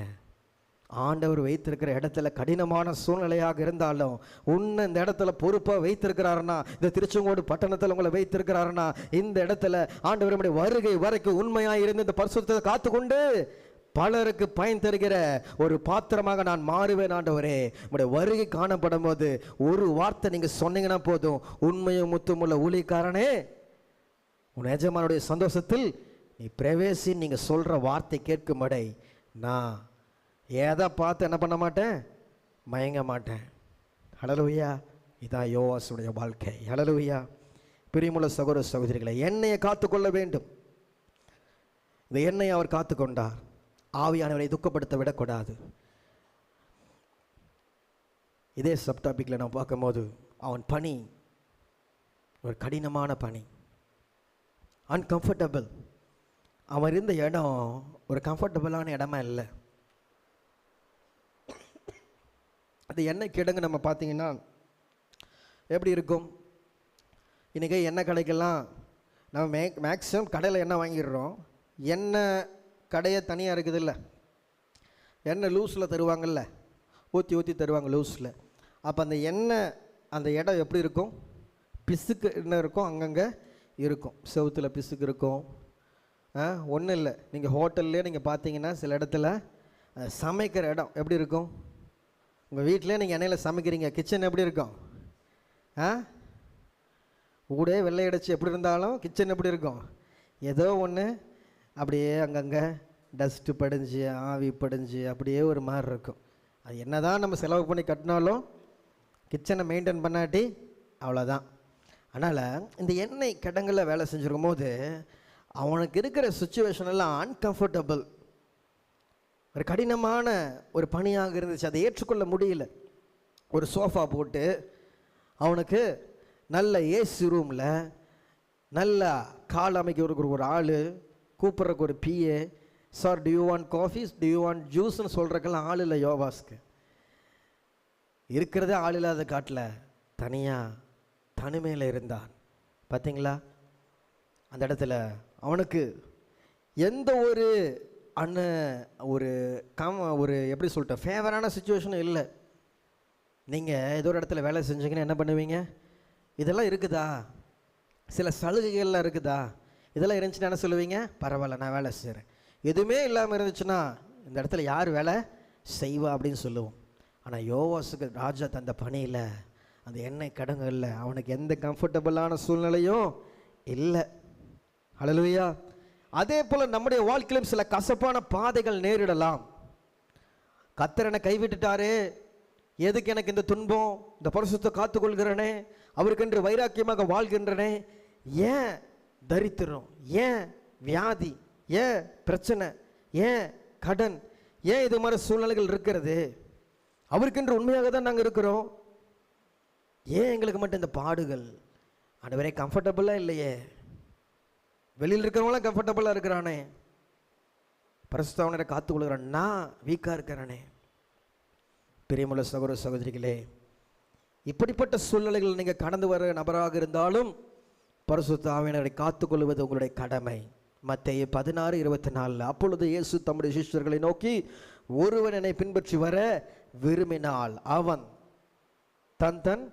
தன்னைத்தான் வெறுத்து தன் சிலுவை எடுத்துக்கொண்டு என்னை பின்பற்ற கடவன். ஹல்லேலூயா, ஹல்லேலூயா. பிரியமுள்ள சகோதர சகோதரிகளே, நம்ம அவரை பின்பற்றி வருகிறோமா? இயேசு கண்டு வாழும்போது சில சிலுவைகளை நம்ம அக்செப்ட் பண்ணிக்கிறோமா? சில அன்கம்ஃபர்டபுளான சூழ்நிலையை நம்ம லைஃப்பில் அக்செப்ட் பண்ணிக்கிறோமா? எல்லா இடத்துலையும் எனக்கு பட்டு கம்பளங்கள் விரித்து என்ன வரவேற்பாங்கன்னு நம்ம சொல்ல முடியுமா? மிஸ்டரிமார்கள்லாம் அப்படி நினச்சிருந்தாங்கன்னா ரட்சிப்பு நம்ம கனவுல கூட என்ன பண்ணியிருக்க முடியாது, நினச்சிருக்க முடியாது. வேகாத வெயிலில் குளிர் பிரதேசத்தில் அவ்வளோ ஸ்னோவில் வாழ்ந்த மிஷினரிமார்கள் நம்முடைய தேசத்திற்கு வந்து வேகாத வெயில் தேவன் தந்தார், இந்த இடத்துல தான் நீ செல்லணும், உன் பரிசுத்தத்தை காத்துக்கொள்ளணும் என்று சொல்லுகிறார். அப்போ அந்த பணியை, அந்த ரிஸ்கை என்ன பண்ணாங்க? எடுத்தாங்க. கஷ்டம்தான், இன்னொரு நாட்டுக்கு போய் வேலை செய்கிறது கஷ்டம்தான். ஆனால் அந்த இடத்துல பாதங்கள் காயங்கள் ஆனது, அவமானங்கள் வந்தது, தனிமைகள் வந்தது, அன்கம்ஃபர்டபுளான சுச்சுவேஷன். ஆனால் அவங்க அடைத்த அழைப்பில் முன் வச்ச காலை பின் வைக்கலை. அப்படி இருந்ததுனால தான் எனக்கு ரட்சிப்பு. எப்படி இந்த ஒளிவினை பாதுகாக்கும் போது பலருக்கு அது பயன் தந்ததோ, இன்னைக்கு அவர்கள் அந்த பாதுகாக்கப்பட்ட அந்த சூழ்நிலையில், கடினமான சூழ்நிலைகளையும் இயலாமையான சூழ்நிலைகளையும் இது மாதிரி சூழ்நிலையில் குறை சொல்லாமல் தேவன் தந்த இடத்துல உண்மையாக இருந்ததனால் இன்னைக்கு அதனுடைய பலனை நம்மளாம் அறுவடை செய்கிறோம். ஹல்லேலூயா. இன்னைக்கு கஷ்டப்பட்டு ஒரு ஜீவியத்தை நீங்கள் வாழ்ந்துட்டீங்கன்னா பின்வரும் சந்ததிகள் உங்கள் தலைமுறைங்க உங்கள் பேரை சொல்லி உண்மையாக வாழ்வாங்க. இன்னைக்கு நீங்கள் நிர்விசாரமாக சபைக்குடி வராமல் பரிசுத்தத்தை காத்துக்கொள்ளாமல் நீங்கள் இப்படி இருந்தீங்கன்னா வருகின்ற சந்ததி என்ன ஆயிரும்? இயேசுனா யாருன்னு கேட்கும். பார்த்தீங்களா? அதனால தான் இன்னைக்கு வாங்க சபையை தேடுங்க. கடினமாக தான் இருக்கும். 1 மணி நேரம் ஒரு சத்தியத்தை கேட்கறதுக்கு கடினமாக தான் இருக்கும். இதே படம் போட்டு என்ன பண்ணுறோம்? பார்க்குறோம். விஜய் படம் பார்க்குறோம், அஜித் படம் பார்க்குறோம், சிவகார்த்திகேயன் படம் பார்க்குறோம், வாலிபர்கள் பார்க்குறீங்க. எத்தனை இது பார்த்துட்ருக்குறோம். ஒரு ஆபாச படத்தை 1 மணி நேரம் பார்க்குறான் உட்காந்து, ஒன்றுத்துக்கு இல்லாத ஆபாச படத்தை. இன்னைக்கு இயேசுவை பற்றி சொல்லும் போது அவனால் கேட்க முடியல. சினிமா பாட்டை ரிப்பீட்டடாக போட்டு போட்டு கேட்குறான். இன்னைக்கு ஃபாதர் பாட்டு ஒரு பாட்டு பாடினா தூக்கம் வருது. எப்படி தூக்கம் வரும்? உன் எண்ணம் வறண்டு போச்சு, உன் எண்ணம் வறண்டு போச்சு. அவங்களாம் நல்லா இருக்காங்களே, அவங்களாம் இப்படி பண்ணுறாங்களே, நானும் இப்படி பண்ணாதான் நல்லா இருக்கும்னு நினச்சிட்டு போகிறோம். நீ யோவாஸாக இருக்க முடியாது. நீ யோவாஸாக இருக்கணும்னா அன்கம்ஃபர்டபுள் சூழ்நிலையாக இருந்தாலும் தேவன் இந்த இடத்துல என்ன வச்சிருக்காருன்னா, இது மாதிரி காரியங்கள் செய்ய சொல்கிறாருன்னா, நீ மனப்பூர்வமாக செய்யும்போது மாத்திரமே நீ உனக்குள் இருக்கிற பரிசுத்த ஆவியானவரை காத்துக்கொள்ள முடியும். ஹல்லேலூயா, ஹல்லேலூயா. பிரியமுள்ள சகோதர சகோதரிகளே, ஒருவேளை நம்ம குடும்பத்தில், நம்ம சபையில், நம்முடைய வேலை செய்கிற இடத்துல கம்ஃபர்டபுளான சூழ்நிலைகள் இல்லாமல் இருக்கலாம். நமக்கு எல்லாமே ஃபேவராக இல்லாமல் இருக்கலாம். ஒன்று மட்டும் மறந்துடாதீங்க, எங்கே எப்படி இருந்தாலும் என் பரிசுத்தத்தை நான் காத்துக்கொள்வேன், பரிசுத்த ஆவியானவரை நான் காத்துக்கொள்வேன். எனக்குன்னு ஒரு பொறுப்பை தந்திருக்கிறார் இந்த உலகத்தில். உலகத்துடைய அதிகாரிகள் ஒரு பொறுப்பை தந்திருக்கிறாங்க. ராஜாதி ராஜாவான இயேசுவும் ஒரு அதிகாரத்தை எனக்கு பொறுப்பை தந்திருக்காரு. அவர் வரும் வரை இதை நான் காத்துக்கொள்வேன். ஹல்லேலூயா, ஹல்லேலூயா. அப்படி நீங்கள் உண்மை உத்தமமாக இருக்கும்போது நீங்கள் தான் தாவீது ராஜாக்கு விசுவாசம் இருந்த யோவாஸை போல இயேசுக்கு விசுவாசமாக இருக்கிற யோவாஸ். கடைசியாக நான் பார்க்கிறோம், முதலாவதாக என்ன பார்த்தோம்? Duties of his job. 2 கடமைகள். எண்ணெயை பாதுகாக்க வேண்டும், 2வது எண்ணெய் கிடங்குகளே இருக்க வேண்டும். இதை பணி சார்ந்த சூழ்நிலைகள், டிஃபிகல்ட்டிஸ் ஆஃப் ஹிஸ் ஜாப். அடுத்தது கண்டுகொள்ளப்படாத பணி, அன்னோட்டிஸ்டு ஜாப் நான் பார்த்தோம். 3வதாக கடைசியாக பணி சார்ந்த கட்டாய சூழ்நிலைகள், டிமாண்ட்ஸ் ஆஃப் ஹிஸ் ஜாப். கடைசி என்ன பார்க்குறோம்? டிமாண்ட்ஸ் ஆஃப் ஹிஸ் ஜாப், பணி சார்ந்த கட்டாய சூழ்நிலைகள். என்ன கட்டாய சூழ்நிலைகள்? என்னன்னா, stay until the king comes, king calls. Stay until the king calls. ராஜா அழைக்கும் வரை அங்கேயே இருக்க வேண்டும். யோவாஸ் பார்த்தீங்களா? ராஜா வர வரைக்கும் என்ன பண்ணாம அங்கேயே இருக்கணும். நான் அங்கே போயிட்டா நல்ல வேலை செய்வேன், நான் இங்கே போயிட்டா நல்ல வேலை செய்வேன், இந்த இடம் எனக்கு சரியில்லை. ராஜாவிட போய் பரிந்து பேசுகிறது, ராஜாவிட போயிட்டு ஆப்ஷன், ஆண்டவரே ராஜாவே எனக்கு வேறு ஏதோ ஒரு டிபார்ட்மெண்ட் தாங்க, எனக்கு வேறு ஏதோ ஒரு பொறுப்பை தாங்கலாம் போய் கேட்கல. ராஜா அவர்கிட்டேருந்து ஒரு படிவம், ஒரு இன்விடேஷன் வர வரைக்கும் யோவாஸ் எங்கே இருக்கணும்? அதான் ரூல்ஸ். பார்த்தீங்களா? ஹல்லேலூயா. இன்னைக்கு கவர்மெண்ட் ஒரு ஜியோ நம்மளுக்கு என்ன பண்ணுது சொல்லுது, அது எல்லோரும் என்ன பண்ணணும்? அக்செப்ட் பண்ணிக்கணும். அப்படி தானே? அக்செப்ட் பண்ணுறோமா? திருப்பியும் மறுபரிசீலனை ஏதோ ஒன்று அரசாங்கமே பண்ணாதான் என்ன பண்ணுது? நமக்கெல்லாம் செகண்ட் ஆப்ஷன் இருக்குது. இன்றைக்கி நம்ம ஜனநாயக ஒரு அரசாட்சியில் நம்ம இருக்கிறோம். அப்போ நிறைய காரியங்கள் நம்ம கேட்கலாம்.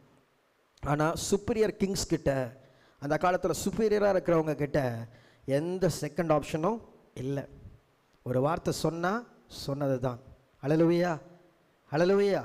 இன்றைக்கி அதே போல் இயேசு ராஜாவும் நமக்கு தந்த பணியில் அவர் நம்மை அழைக்கும் வரை, அவர் நமக்கு ஒரு உயர்வை தரும் வரை அவருடைய பலத்த கரத்தில் அடங்கியிருக்க வேண்டும். ஹல்லேலூயா, ஹல்லேலூயா. ஆமென். இதுதான் வசதி, அதுதான் வசதி என்று சொல்லி என்ன பண்ணக்கூடாது? நம்ம ஓடி திரியக்கூடாது. ஹல்லேலூயா. இயேசு ராஜாவுக்கும் பிதா ஒரு அசைன்மெண்ட் தந்திருந்தார், நீ சிலுவையில் தான் மரிக்க வேண்டும். ஆனால் பிசாசு என்ன பண்ணா, நீங்கள் இப்பயே மலையிலேருந்து கீழே குதிங்கன்னா சிலுவையில் அறையப்பட்டு அவர் தொங்கிக் கொண்டிருக்கிறார். எதிரிகள் என்ன சொல்கிறாங்க? நீ சிலுவையிலிருந்து இறங்கி வா, ஆனால் சித்தம் என்னன்னா நீ சிலுவையில் மறிக்கணும். பார்த்தீங்களா? இன்னைக்கு ஓனாய் குணம் கொண்ட சத்துருக்கள் பிசாசு நம்முடைய தரிசனத்தை விட்டு அழைப்பை விட்டு நீங்கும்படி செய்வான். நெகேமியா 6 நம்ம பார்க்கும்போது 1-2 வசனங்களை நம்ம படிக்கும்போது வாசிக்கலாமா? நெகேமியா 6 அந்த இடத்துல நெகேமியாவுக்கும் சன்பல்லாத் தொபியா அவங்களாம் என்ன பண்ணாங்க? ஒரு ஐடியா கொடுக்குறாங்க, எப்படியாவது இந்த பணியை என்ன பண்ணும், கெடுக்க வேண்டும் என்று சொல்லி. வாசிக்கலாமா? 6ஆம் அதிகாரம் 1-2. நான் அலங்கத்தை கட்டி முடித்ததையும் சன்பல்லாத் தொபியாவும் கேஷேமும் எல்லாம் நோட்டீஸ் பண்றாங்க.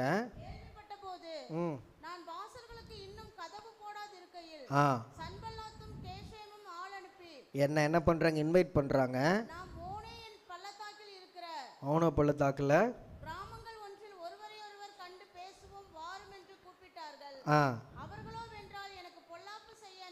அவர்கள் பொல்லாப்பு செய்ய நினைத்தார்கள். ஹல்லேலூயா. இன்னைக்கு சத்துரு என்ன பண்ணுவானா, அவங்களுடைய தரிசனம், அவங்களுடைய விஷனை வச்சு ஏசவா ஒரு பொறுப்பு தந்துட்டு அவரை கூப்பிடுறதுக்கு முன்னாடி சில சைட்லேருந்து வந்த சில ஆப்ஷன்ஸ், பிரதர் இப்படியா,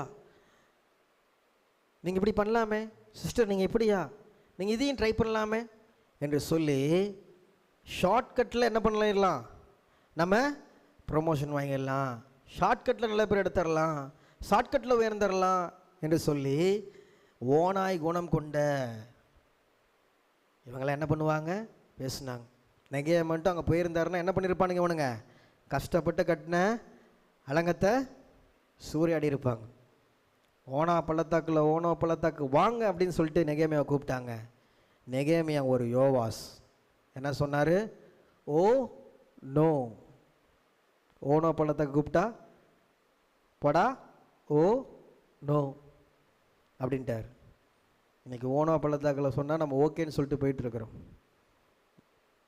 ஓ நோன்னு சொல்கிறதுக்கு தைரியம் வேணும், அவன் தான் புருஷன். ஹல்லேலூயா, ஹல்லேலூயா, ஆமேன். ஆனால் பிரியமுள்ள சகோதர சகோதரிகளே, இன்னைக்கு இந்த அதிகாரங்களை நான் பார்க்கும்போது அவன் எப்படி ஜீவியத்தை காத்து கொண்டான்.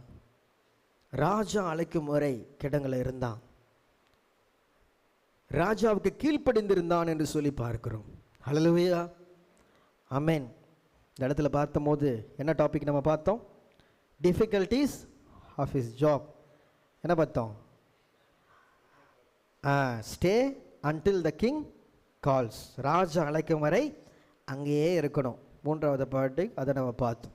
அப்போ இது மாதிரி சூழ்நிலைகளை நம்மளுக்கு சைடில் ஆப்ஷன்ஸ், இது மாதிரி எத்தனை காரியங்கள் வந்தாலும் நம்ம எப்படி இருக்கணும், இயேசு ராஜா அழைக்கும் மாதிரி அங்கே இருக்க வேண்டும் என்று சொல்லி நம்ம பார்த்தோம். இப்போ யோவாஸ் என்கின்ற பெயருக்கு என்ன அர்த்தம்னா, யெகோவா சப்போர்ட், யாவே ஆதரவு அளிக்கிறார், யெகோவா பலனாய் இருக்கிறார், யெகோவா உதவி செய்கிறார், உதவி செய்ய தீவிரமாய் இருக்கிறார் என்பது அர்த்தம். ஹல்லேலூயா. இப்போ அவனுக்கு பேர் கேட்ட அர்த்தத்தின் போலவே தேவனால் பலப்படுகிறவர்கள் என்னையை காத்துக்கொள்வார்கள். ஹல்லேலூயா. அவனோட பேருக்கு என்ன அர்த்தம், தேவனால் பலப்படுகிறவர்கள், யாவே பலனாய் இருக்கிறார், யாவே உதவி செய்கிறார். அப்போ தேவனிடத்திலிருந்து யாரெல்லாம் உதவியை பெறுகிறார்களோ, தேவனிடத்திலிருந்து யாரெல்லாம் பலனை பெறுகிறார்களோ அவர்கள் என்ன பண்ணுறாங்க, பலன் கொண்டு திடமனதாக இருக்கிறார்கள். ஹல்லேலூயா. சத்துருக்களோடு போராடுகிறார்கள். பிரியமுள்ள சகோதர சகோதரிகளே, அவன் அப்படிப்பட்ட ஒரு ஜீவியத்தை வாழ்ந்தான். ஹல்லேலூயா. ராஜாவுக்கு கீழ்ப்படிந்து இருக்க வேண்டும். கடைசியாக ராஜாவுக்கு கீழ்ப்படிந்து இருக்க வேண்டும். ராஜாவை எப்படி அவன் சந்தோஷப்படுத்த முடியும்? பிறர் மன்னா உங்களை புகழ்ந்து பாட கவிதையை பாட வந்தேன் மன்னா அப்படின்னு சொல்லியிருக்கலாம்.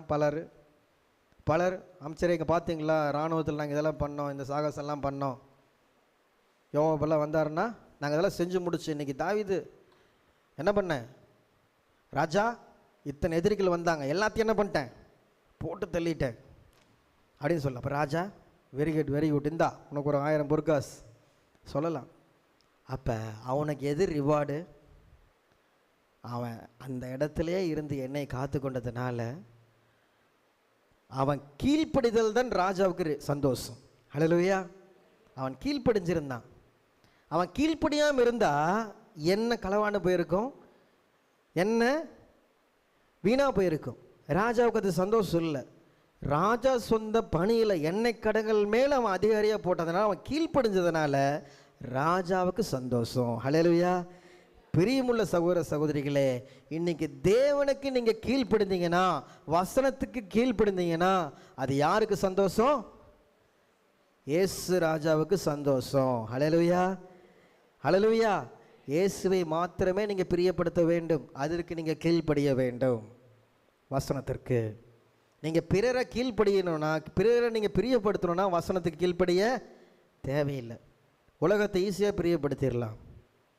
Don't try to please men, try to please God. கலாத்தியர் 1:10 இப்பொழுது மனுஷரையோ தேவனையோ யாரை நாடி போதிக்கிறேன்? மனுஷரையா பிரியப்படுத்துகிறேன்? நான் என்ன மனுஷரை பிரியப்படுத்துகிறவனா இருந்தால் நான் கிறிஸ்துவின் ஊழியக்காரன் அல்லவே. நான் ஒன்றும் மனுஷனையே பிரியப்படுத்திட்டு இருந்தால் யாரோட ஊழியக்காரன் அல்ல, கிறிஸ்துவின் ஊழியக்காரன் அல்ல. இன்னைக்கு நீங்கள் யாரை ப்ளீஸ் பண்ணுறீங்க? யாருக்கு பிரியமாக வாழ்கிறீங்க? திங்க் பண்ணி பாருங்கள். பிரியமுள்ள சகோதர சகோதரிகளே, ரட்சிக்கப்பட்ட நம் அனைவரும் ஆண்டவராக இயேசு கிறிஸ்துவை பிரியப்படுத்துகிற ஜீவியம் வாழ்ந்தால் அது ஆக சிறந்தது. ஹல்லேலூயா. அதுதான், அப்படிப்பட்ட ஒரு ஜீவியம் தான் வாழணும். ஹல்லேலூயா.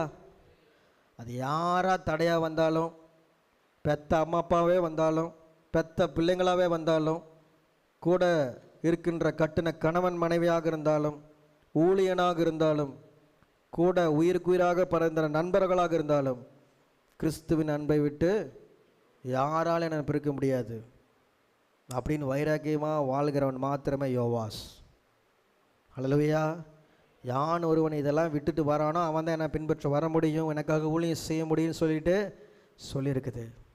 ஏன்னா ரெஸ்பான்சிபிலிட்டிஸோட இதில் ஒரு கால் அதில் ஒரு கால் வச்சுக்கிட்டு கிறிஸ்துவ ஜீவியத்தில் காத்துக்கொள்ள முடியாது. அதனால் பிரியமுள்ள சகோதர சகோதரிகளே, இந்த பாதையில் நாம் எப்படி சொல்கின்றோம்? நம்ம ஒரு யோவாசா? ஹல்லேலூயா. ஹல்லேலூயா. சத்தியத்தில் உறுதியாக இருக்கணும்.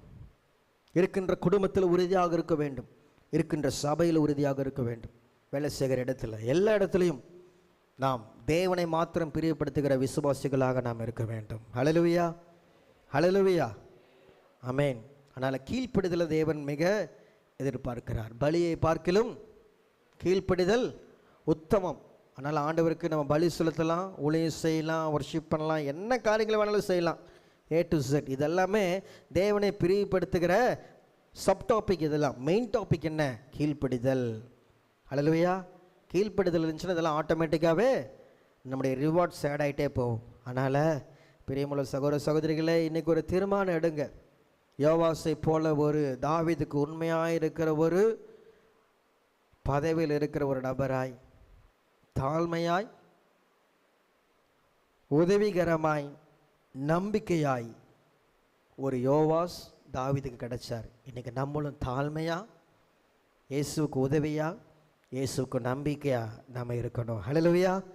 தன்னுடைய பணிவில் ஒலிவ எண்ணெயை பாதுகாத்திருந்தார். கிடங்கிலே இருந்தார். தாழ்மையை குறிக்கிறது. ஹம்பிளாக இருந்தார். அந்த இடத்துல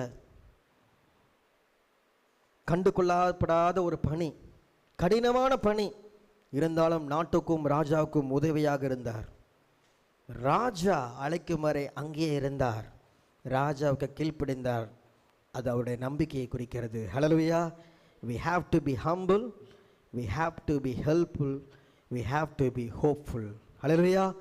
தாழ்மை உள்ளவர்களாக, உதவி செய்கிறவர்களாக, நம்பிக்கை உள்ளவர்களாக யோவாசை போல உண்மையுள்ள ராஜாவை சேவிக்கிற நாம் தேவனுக்கு இப்படிப்பட்ட ஒரு ஜீவியத்தை வாழ நம்ம ஒப்பு கொடுக்க வேண்டும். ஹல்லேலூயா.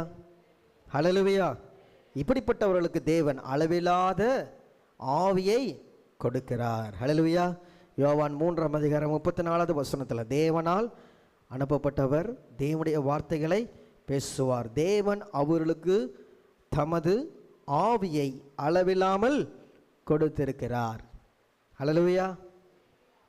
அப்போ ஜெயங்கொள்கிறவன் என்னுடைய சிங்காசனத்தையே நான் உனக்கு தருவேன்னு சொன்ன ஏசப்பா, நீ பிரியமாக வாழ்ந்தேனா இயேசு பெற்றுக்கொண்ட அபிஷேகத்தை அவர் எப்படி அளவில்லாமல் பெற்றுக்கொண்டாரோ, உனக்கும் அளவில்லாத ரிசோர்சஸ் என்கின்ற ஒளிவை எண்ணெய் என்கின்ற பரிசுத்த ஆவியானவர் உங்கள் கிடங்களில் உங்கள் ஜீவித்தில் வந்து இறங்குவார்.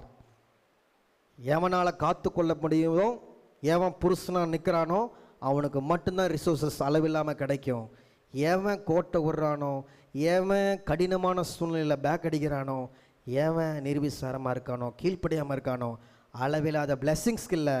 என்னைக்கோ ஒரு நாள் பிளெஸ்ஸிங்ஸ் பெற்ற அந்த அபிஷேகத்தை வச்சு எண்ணெயை வச்சுக்கிட்டு காலத்தை ஓட்ட வேண்டியதான்.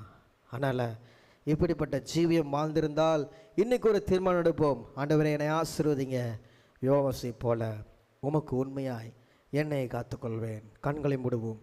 பிரியமுள்ள சகோதர சகோதரிகளே, இந்த வேலையிலும் அனைவரும் ஒப்பு கொடுப்போம். இந்த வேலையில் ஏசப்பா, நீர் அபிஷேகத்தை தருகிறீர். ஆண்டவரே, ஒவ்வொரு நாளும் இந்த அபிஷேகத்தினால் எங்களை நிரப்புகிறீர். இதை நாங்கள் காத்துக்கொள்கிறோமா? எங்கள் வாழ்க்கையில் முறுமுறுக்கிறோமா? நாங்கள் சிந்தித்து பார்க்கணும். உமக்கென்று தாழ்மையாய் உண்மையாய் எந்த சூழலிலும் நம்பிக்கையாய் ஒரு வாழ்க்கை வாழ ஒப்பு கொடுக்கிறோம். ஒப்பு கொடுக்குற அனைவரையும் ஆசீர்வதிங்க.